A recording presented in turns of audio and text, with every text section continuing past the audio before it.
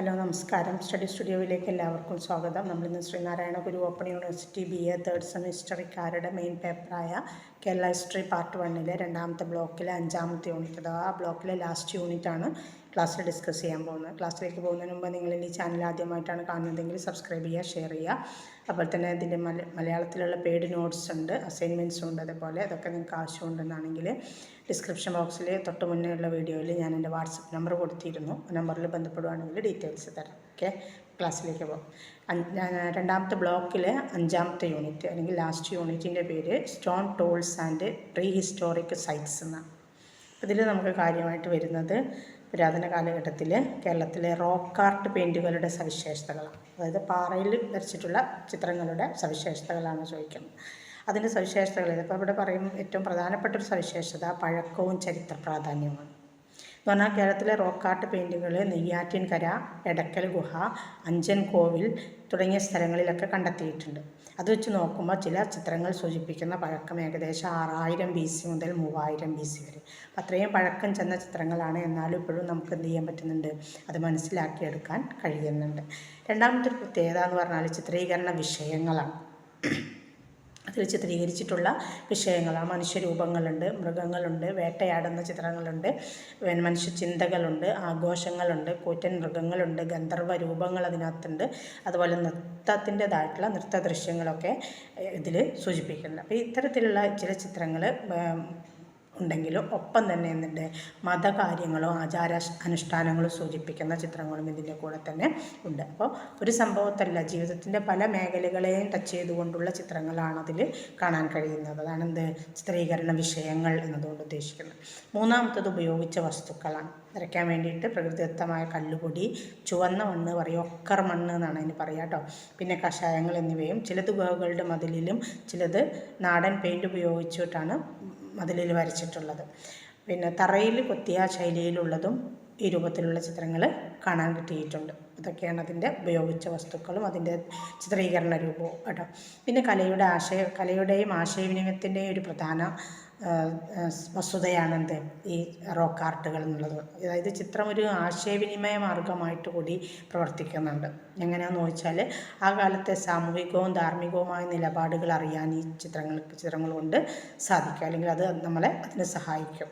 അപ്പോൾ ചിത്രങ്ങളുടെ പുരാതന മനുഷ്യൻ്റെ ജീവിത രീതി മനസ്സിലാക്കി തരാനുള്ള ഈ ഒരു കഴിവും അതിനെ ഒരു ആശയവിനിമയ മാർഗമായിട്ട് കൂടി കാണുന്നതിലേക്ക് നയിക്കും.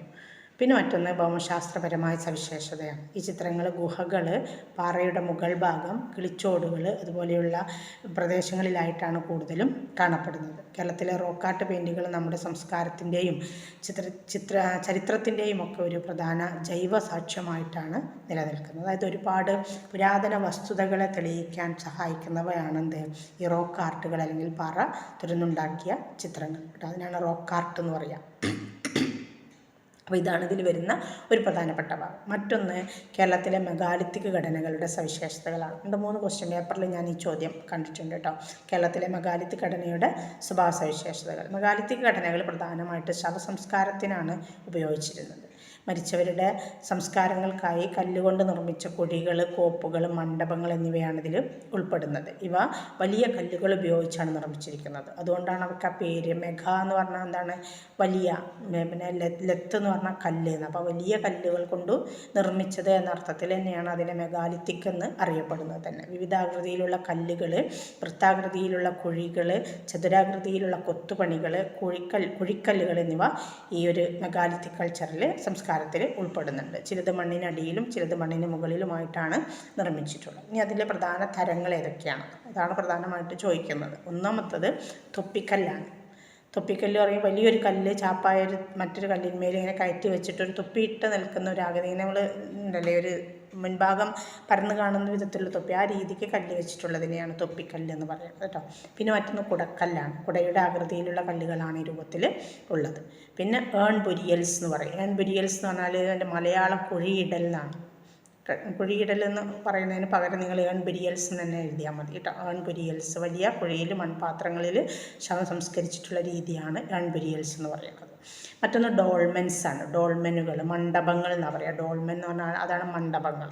4 കോണുള്ള കല്ലുകളാൽ നിർമ്മിച്ചിരിക്കുന്ന ചെറിയ മണ്ഡപങ്ങളാണ് പിന്നെ എന്ത് പറയുന്ന ഡോൾമെൻ എന്ന് പറയുന്നത് കേട്ടോ.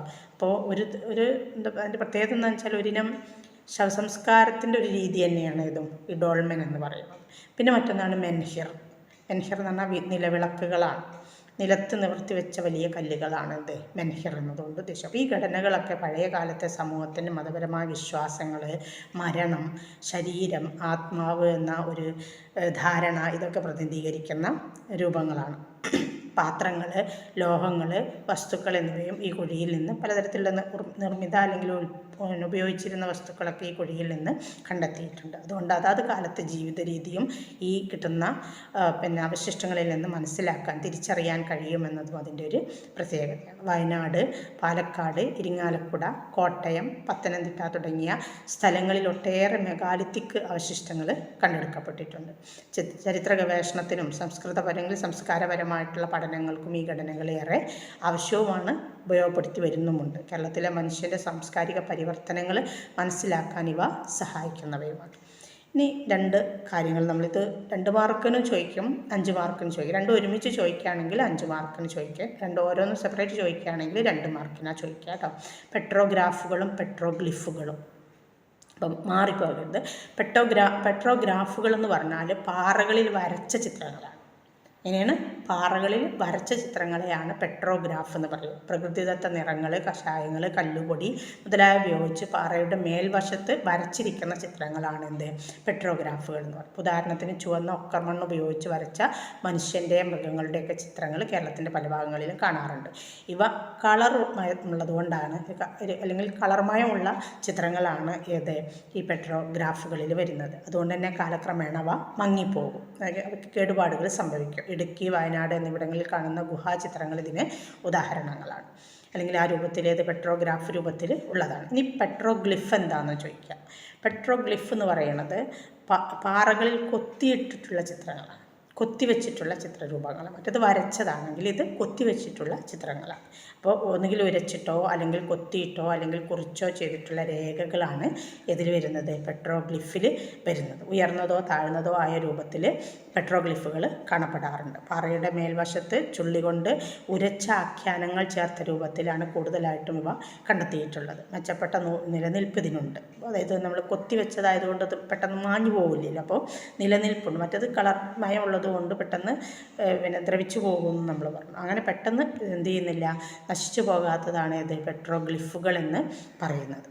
മെച്ചപ്പെട്ട നിലനിൽപ്പുണ്ട് എന്ന് പറഞ്ഞു അല്ലേ. അതുപോലെ തന്നെ ഇവയ്ക്ക് ചുമര്, പാറയുടെ മുകൾ ഭാഗം എന്നിവിടങ്ങളിൽ നിറമില്ലെങ്കിലും ഇത് കാണാൻ കഴിയും എന്നൊരു പ്രത്യേകത കൂടിയുണ്ട്. പെട്ടെന്ന് കണ്ടെത്താൻ, നമ്മളൊന്ന് നന്നാക്കിയെടുത്താൽ അത് നമുക്കതിൽ കാണാൻ കഴിയും എന്നൊരു പ്രത്യേകത കൂടി ഇതിനുണ്ട്. വയനാട്ടിലെ എടക്കൽ ഗുഹയിലെ കൊത്തുപണികളിൽ ഇത്തരത്തിലുള്ള ചിത്രങ്ങൾ കാണാൻ കഴിയുന്നുണ്ട്. ഇത്രയാണ് ഈ ഒരു യൂണിറ്റ് എന്ന് വരുന്നത്. ഓക്കെ, അപ്പോൾ 2ാമത്തെ ബ്ലോക്ക് കഴിഞ്ഞു കേട്ടോ.